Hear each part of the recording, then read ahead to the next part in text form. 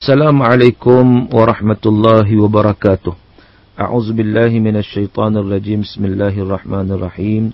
Alhamdulillahi rabbil alamin wal 'aqibatu lil muttaqin wala 'udwana illa 'alal zalimin. Wa nusalli wa nusallim 'alan nabiyil amin wa 'ala alihi wa sahbihi ajma'in. Subhanaka la 'ilma lana illa ma 'allamtana innaka antal alimul hakim. Rabbi syrah li sadri wa yassir li amri wahlul 'uqdatam min lisani yafqahu qawli, amma ba'd. Saudara muslimin dan muslimat yang dirahmati Allah Ta'ala sekalian, alhamdulillah, sama-sama kita panjatkan kesyukuran kita kepada Allah Subhanahu wa Ta'ala.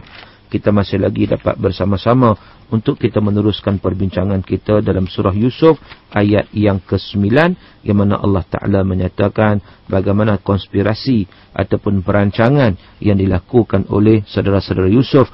Uqtulu Yusuf awitrahuhu ardan yakhlu lakum wajhu abikum wa takunu min ba'dihi qauman salihin. Dan di antara mereka menyatakan, ramai di antara mereka saudara-saudara Yusuf itu, mereka kata, bunuhlah Yusuf atau buanglah dia satu tempat yang jauh, supaya perhatian dan kasih sayang bapa kamu tertumpu kepada kamu semata-mata, dan supaya kamu sesudah itu menjadi orang yang baik dan yang berguna. Jadi saudara yang dirahmati Allah Ta'ala sekalian, kita lihat bagaimana keadaan ini, sesuatu yang melibatkan hasad dengki yang wujud, maka itulah yang mendorong mereka untuk mereka merancang untuk buang Nabi Yusuf jauh-jauh dan juga nak membunuh Nabi Yusuf alaihissalam. Sebagaimana yang kita bincang sebelum ni sikit tentang hasad dengki yang berlaku itu, yang punca memang daripada syaitan. Asal usul hasad dengki daripada iblis laknatullahi alaih. Dan hasad dengki ini satu penyakit yang sangat-sangat besar, yang sangat-sangat merosakkan, hingga disebut dalam sebuah hadis, walaupun dikatakan hadis ini dhaif, tetapi dilihat maknanya itu, yang disebut bahawa innal hasada ya'kulul hasanat kama ta'kulun narul hataba atau kama qala. Sesungguhnya hasad dengki itu dia memakan segala amal kebajikan kita, adalah seumpama kayu yang dimakan oleh api. Api makan kayu tu, makan sikit sampai tinggal arang, tinggal abu, tak ada apa. Begitu juga dalam keadaan orang yang hasad dengki ini, amalan-amalan kebajikannya itu akan dimusnahkan, akan dihancurkan, ataupun akan rosak jadi macam abu saja yang berterbangan.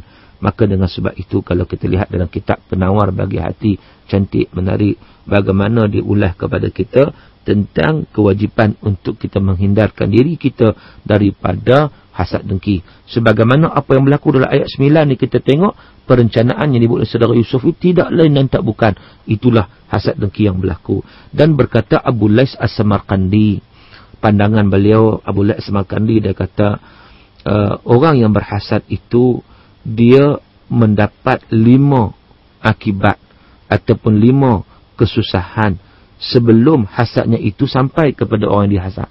Makna dia tu susah dulu.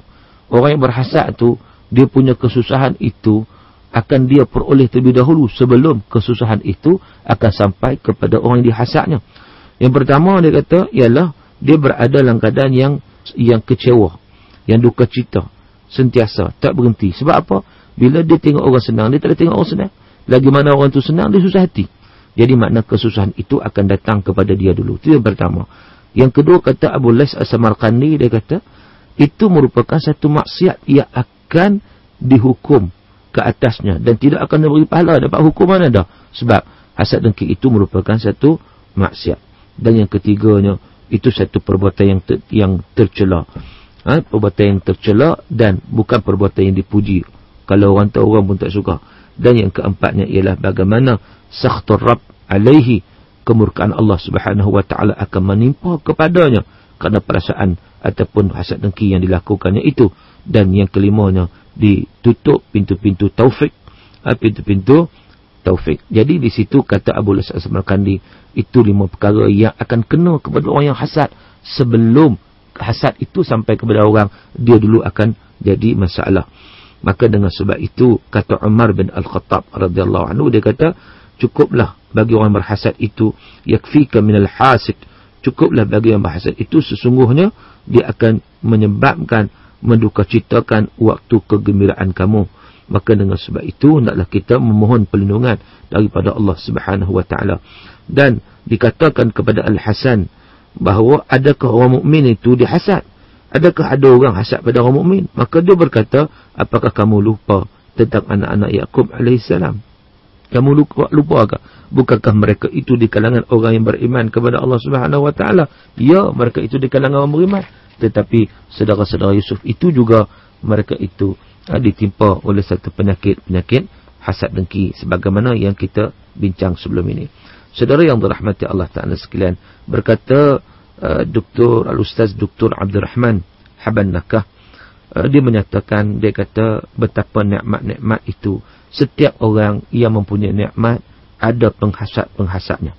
Dan sesungguhnya memang penghasad-penghasad itu sebenarnya mereka yang zalim, mereka yang berdosa, dan mereka cuba merencanakan pelbagai tipu daya, cara-cara, pelbagai usaha untuk menghilangkan nikmat yang ada pada seseorang yang mereka hasad tersebut.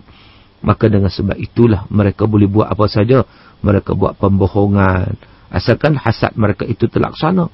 Dan mereka akan rasa susah hati selagi mana tidak terlaksana hasad dengki mereka itu. Jadi itu yang disebutkan oleh Syekh Haban Nakah, yang menunjukkan itu satu kezaliman yang dilakukan oleh mereka, yang mana akan merosakkan kehidupan mereka secara berterusan. Dan kita lihat juga bagaimana hasad ni sebenarnya dia banyak berlaku di kalangan orang yang dekat dengan kita.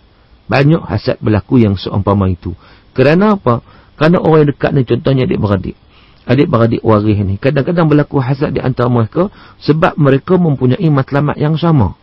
Jadi bila mana masing-masing nak mendapat matlamat yang sama, waktu itu berlakunya hasad dengki. Contohnya kita lihat yang banyak berlaku dalam masyarakat kita pada hari ini, yang sangat menyedihkan, iaitu hasad dengki di kalangan adik-beradik. Sebab apa? Masing-masing nak berebut harta ayah, berebut harta pusaka dan sebagainya. Yang kadang-kadang ayah belum meninggal dunia, contohnya mereka dah berusaha, dah duk bilang-bilang untuk mendapatkan harta itu, berebut-rebut dan sebagainya. Ini sesuatu perkara yang sepatutnya dihindarkan daripada diri kita. Dan itulah satu fenomena yang berlaku, yang sepatutnya kita mengambil pengajaran supaya kita tidak masuk tergolong dalam golongan tersebut. Saudara yang dirahmati Allah Subhanahu wa taala sekalian, Al-Imam Ibn Qayyim rahimahullah, dia telah menghimpunkan beberapa perkara untuk menjadi benteng, menjadi pendinding kepada kita daripada kejahatan-kejahatan hasad ini, dengan izin Allah Subhanahu wa taala, sebagaimana yang kita baca dalam surah Al-Falaq.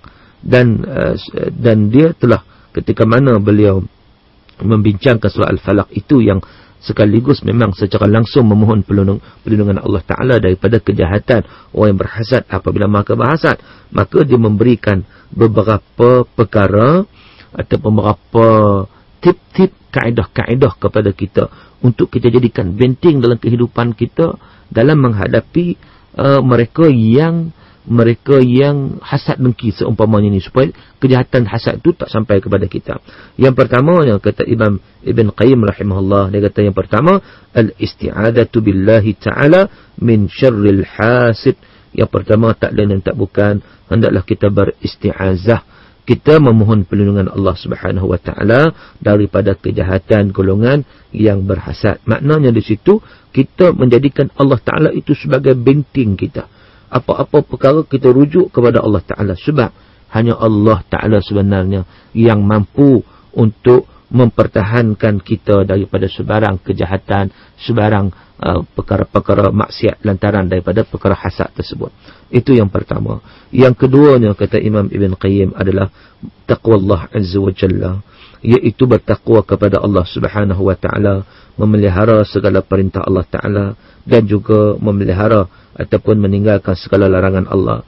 Faman ittaqallaha ta'ala, sesiapa yang bertakwa kepada Allah Ta'ala, maka pada ketika itu Allah Ta'ala akan memeliharanya. Sebagaimana sabda Nabi SAW kepada Abdullah bin Abbas radhiyallahu anhuma, Nabi kata, ihfazillah yahfazuk, ihfazillah tajidhu tijahak, iaitu peliharalah Allah, Allah akan pelihara kamu. Maksud pelihara Allah ni maknanya pelihara hukum hakam Allah Ta'ala. Kita bertakwa kepada Allah Ta'ala, waktu itu saudara, Allah Ta'ala akan pelihara kita.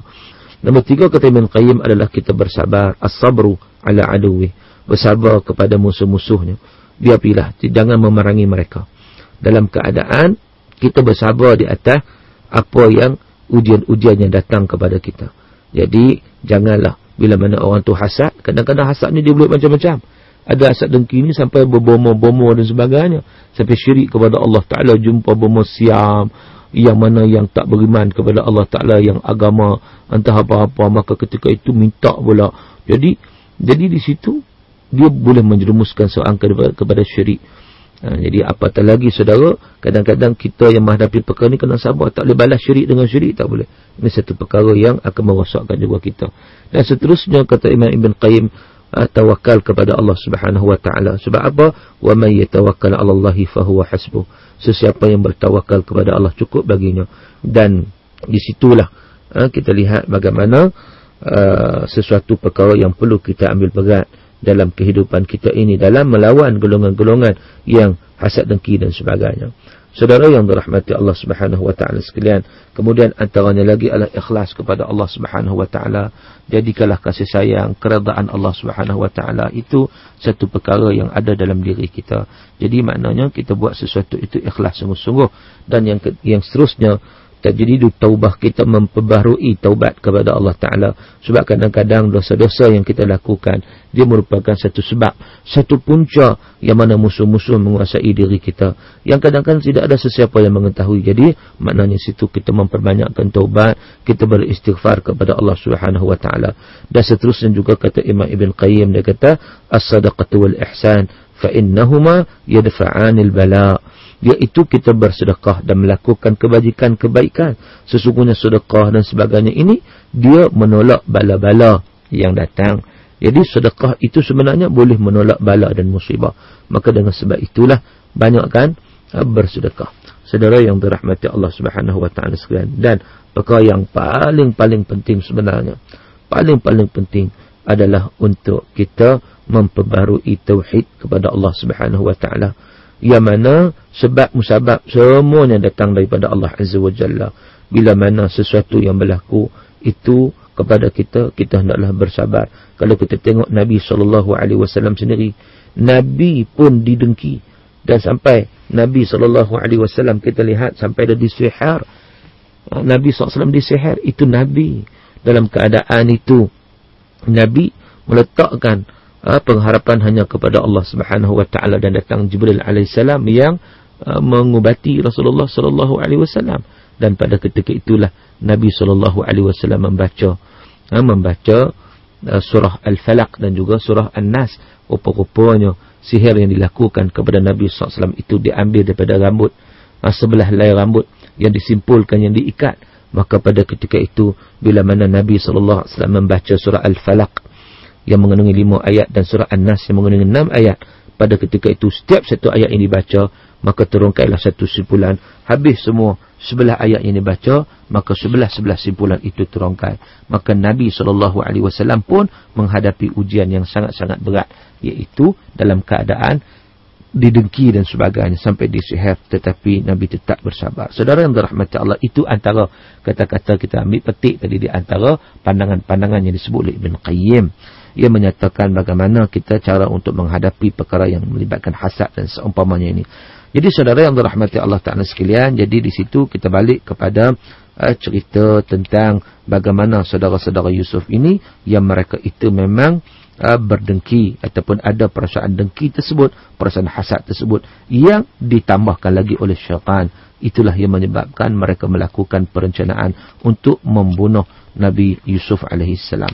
Saudara yang berahmati Allah Ta'ala sekalian, jadi secara ringkasnya kita lihat dalam ayat yang ke-9 ini, kita lihat bagaimana ayat ini menceritakan tentang syaitan, yang mana dia masuk melalui jalan-jalan hasad, yang mewujudkan suatu hubungan yang tidak baik di kalangan manusia. Terutama dia masuk dalam hati-hati ikhwah Yusuf ini, saudara Yusuf ini, menyebabkan mereka itu dia mengapi-ngapikan rasa kedengkian mereka dan sebagainya. Yang keduanya ialah bagaimana hasad dengki ini dia membawa kepada kerosakan diri manusia itu sendiri, dan ia merupakan perkara yang diharamkan oleh Allah Subhanahu wa taala. Dan antara hikmahnya lagi kita lihat adalah kebahagiaan hidup kita di dunia dan juga di akhirat adalah bergantung ataupun merujuk kepada amal soleh, bukan dengan kita melakukan satu bentuk dosa dan juga maksiat.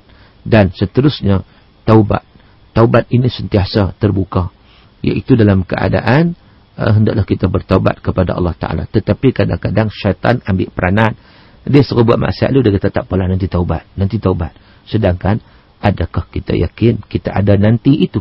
Dan kadang-kadang kita tidak ada yang kata nanti itu, kerana umur kita tak tahu bagaimana. Maka dengan sebab itu kita kena sedar perkara-perkara yang cuba dibuat oleh syaitan untuk menipu kita.